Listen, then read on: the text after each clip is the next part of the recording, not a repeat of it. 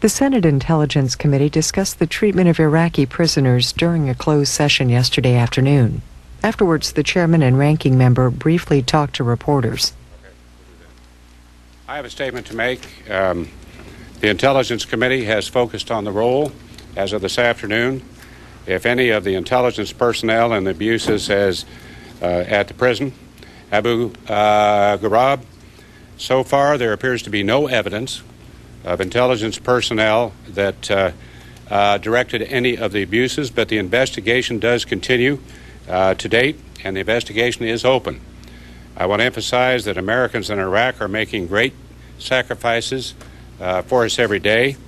Their conduct is in keeping with our country's finest traditions, and the deplorable acts of a handful should not obscure the gallantry of the whole of the force. There is no question that the conduct has come to light is deplorable. We have heard that word over and over again, and the reason we have is because it is true.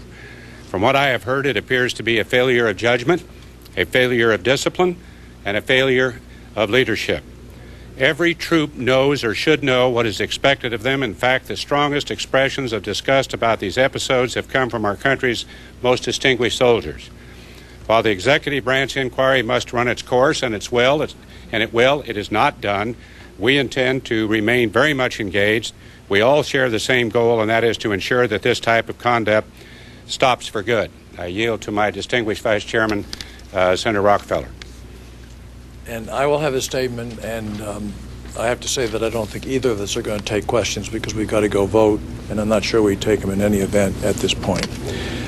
Number one, what's happened at Abu Ghraib is tremendously damaging to our country.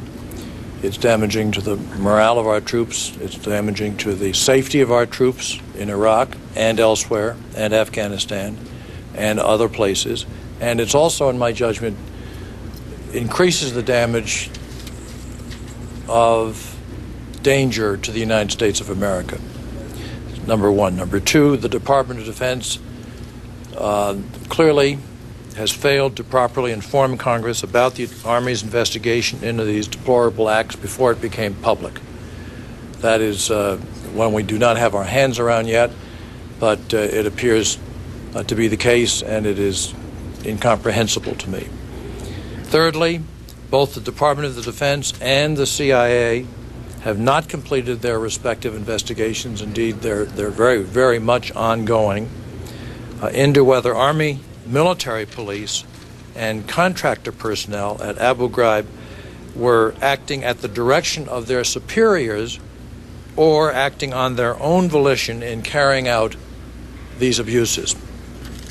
Fourthly, I believe the Intelligence Committee needs to examine, and the Chairman and I have not discussed this yet, needs to examine how detention and interrogation is handled, not just at that particular prison, but at all prisons where our enemies' people may be detained and are being in the process of being interrogated.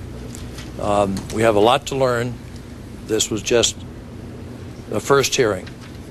I am in agreement with the Vice Chairman's fourth suggestion, and we have agreed to do just that. I'm sorry we can't take any questions because of the vote, and we thank you for coming. Thank you. Are you coming back? Thank you for coming.